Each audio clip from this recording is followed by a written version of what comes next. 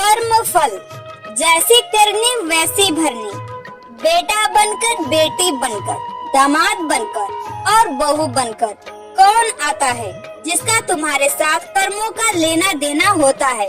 लेना देना नहीं होगा तो नहीं आएगा।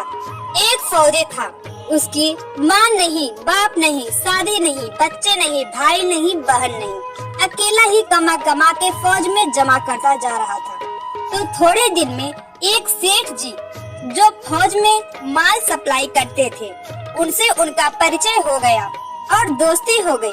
सेठ जी ने कहा, जो तुम्हारे पास पैसा है वो उतने की उतने ही पड़ा है, तुम मुझे दे दो, मैं कारोबार में लगा दूं तो पैसे से पैसा बढ़ जाएगा, इसलिए तुम दे दो। फौजी ने सेठ जी का पैसा दे दिया। सेठ जी ने कारोबार में लगा दिया।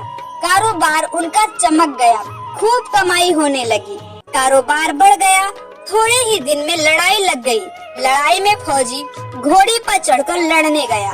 घोड़ी इतनी बदतमीज थी कि जितनी जोर जोर से लगाम खींचे उतनी ही तेज भागी। खींचते खींचते उसके गलफर तक कट गए, लेकिन वो दौड़कर दुश्मनों के गोल में जाकर खड़ी हो गई। दुश्मनों ने वार किया, फौजी भी मर गया, घोड़ी भी मर गई। अब सेठ जी को मालूम हुआ कि फौजी मर गया तो सेठ जी बहुत खुश हुए कि उसका कोई वारिस तो है नहीं, अब ये पैसा देना किसको। अब मेरे पास पैसा भी हो गया, कारोबार भी चमक गया, लेने वाला भी नहीं रहा। तो सेठ जी बहुत खुश हुए। तब तक कुछ ही दिन के बाद सेठ जी के घर में लड़का पैदा हो गया। अब सेठ जी और खुश कि भगवान की बड़ी दया है, खूब पैसा भी हो गया, कारोबार भी हो गया, लड़का भी हो गया, लेने वाला भी मर गया। सेठ जी बहुत खुश हुए। वो लड़का होशियार था, पढ़ने में समझदार था। सेठ जी ने उसे पढ़ाया लिखाया। जब वो पढ़ लिख कर बड़ा हो गया तो सोचा कि अब ये कारोबार संभाल लेगा, चलो अब इसकी शादी कर दे। शादी करते ही घर में आ गई बहू रानी, दुल्हन आ गई। अब उसने सोचा कि चलो बच्चे की शादी हो गई, अब कारोबार संभालेगा। लेकिन कुछ दिन में बच्चे की तबीयत खराब हो गई। अब सेठ जी डॉक्टर के पास, हकीम के पास, वैद्य के पास दौड़ रहे हैं। वैद्य जी जो दे रहे हैं, दवा खिला रहे हैं और दवा असर नहीं कर रही, बीमारी बढ़ती ही जा रही, पैसा बर्बाद हो रहा है और बीमारी बढ़ती ही जा रही है, रोग कट नहीं रहा, पैसा खूब लग रहा। अब अंत में डॉक्टर ने कह दिया कि लाइलाज मर्ज हो गया, इसको अब असाध्य रोग हो गया, ये बच्चा 2-3 दिन में मर जाएगा। डॉक्टरों के जवाब देने पर सेठ जी निराश होकर बच्चे को लेकर रोते हुए आ रहे थे। रास्ते में एक आदमी मिला, कहा, अरे सेठ जी क्या हुआ, बहुत दुखी लग रहे हो। सेठ जी ने कहा, ये बच्चा जवान था, हमने सोचा बुढ़ापे में मदद करेगा, अब ये बीमार हो गया, शादी होते ही हमने इसके लिए खूब पैसा लगा दिया, जिसने जितना मांगा उतना दिया, लेकिन आज डॉक्टरों ने जवाब दे दिया, अब ये बचेगा नहीं, असाध्य रोग हो गया, लाइलाज मर्ज है, अब ले जाओ, घर 2-3 में मर जाएगा। आदमी ने कहा, अरे सेठ जी तुम क्यों दिल छोटा कर रहे हो, मेरे पड़ोस में वैद्य जी दवा देते हैं, 2 आने की पुड़िया खाकर मुर्दा भी उठकर खड़ा हो जाता है, जल्दी से तुम वैद्य जी की दवा ले आओ। सेठ जी दौड़कर गए, 2 आने की पुड़िया ले आए और पैसा दे दिया। पुड़िया ले आए, बच्चे को खिलाई, बच्चा पुड़िया खाते ही मर गया। बच्चा मर गया। अब सेठ जी रो रहे हैं, सेठानी भी रो रही है और घर में बहुरानी और पूरा गांव भी रो रहा। गांव में शोर मच गया कि बहुरानी सेठ की कमर जमाने में टूट गई। सब लोग रो रहे हैं। तब तक एक महात्मा जी आ गए। उन्होंने कहा, भाई क्यों रोना धोना। लोग बोले, इस सेठ का एक ही जवान लड़का था, वो भी मर गया, इसलिए सब लोग रो रहे हैं, सब दुखी हो रहे हैं। महात्मा बोले, सेठ जी रोना क्यों। सेठ महात्मा, जिसका जवान बेटा मर जाए वो रोएगा नहीं तो क्या करेगा।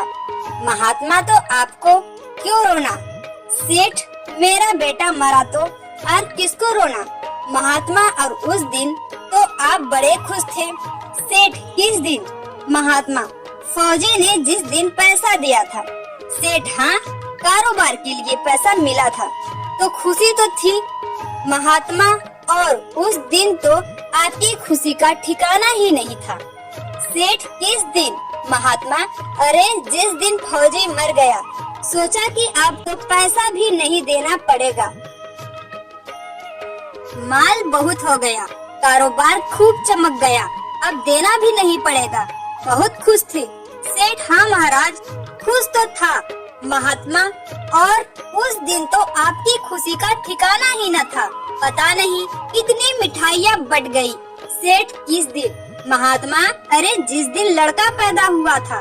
सेठ, महाराज, लड़का पैदा होता है तो सब खुश होते हैं, मैं भी हो गया तो क्या बात। महात्मा, उस दिन तो खुशी से आपके पैर जमीन पर नहीं पड़ते थे। सेठ, किस दिन? महात्मा, अरे जिस दिन बेटा ब्याहने जा रहे थे। सेठ, महाराज, बेटा ब्याहने जाता है तो हर आदमी खुश होता है, तो मैं भी खुश हो गया। महात्मा, तो जब इतनी बार खुश हो गए तो जरा सी बात के लिए रो क्यों रहे हो? सेठ, महात्मा, ये जरा सी बात है, जवान बेटा मर गया, ये जरा सी बात है। महात्मा, अरे सेठ जी, वही फौजी पैसा लेने के लिए बेटा बनकर आ गया, पढ़ने में, लिखने में, खाने में, पहनने में और शौक में, श्रृंगार में जितना लगाना था लगाया, शादी ब्याह में सब लग गया और ब्याह दर ब्याज लगाकर डॉक्टरों को दिलवा दिया। अब जब 2 आने पैसे बच गए, वो भी वैद्य जी को दिलवा दिए और पुड़िया खाकर चल दिया। अब कर्मों का लेना देना पूरा हुआ। सेठ जी ने कहा, हमारे साथ तो कर्मों का लेन देन था, चलो हमारे साथ तो जो हुआ सो हुआ। लेकिन वो जवान बहू रानी घर में रो रही है, जवानी में उसको धोखा देकर विधवा बनाकर चल गया। उसका क्या जुर्म था कि उसके साथ ऐसा गुनाह किया? महात्मा बोले, यह वही घोड़ी है जिसने जवानी में उसको धोखा दिया, इसने भी जवानी में उसको दे दिया। वैद्य शास्त्र व पुराणों के साथ साथ सभी साधु संतों का कहना है कि यह संसार कर्मों का लेखा जोखा है, इसमें जो जीव चैतन्य है वो समझदारी से भव सागर पार हो जाएगा। तो दोस्तों, ऐसे ही कहानियाँ सुनने के लिए हमारे चैनल को जरूर सब्सक्राइब करें और बेल आइकन को प्रेस करें। धन्यवाद।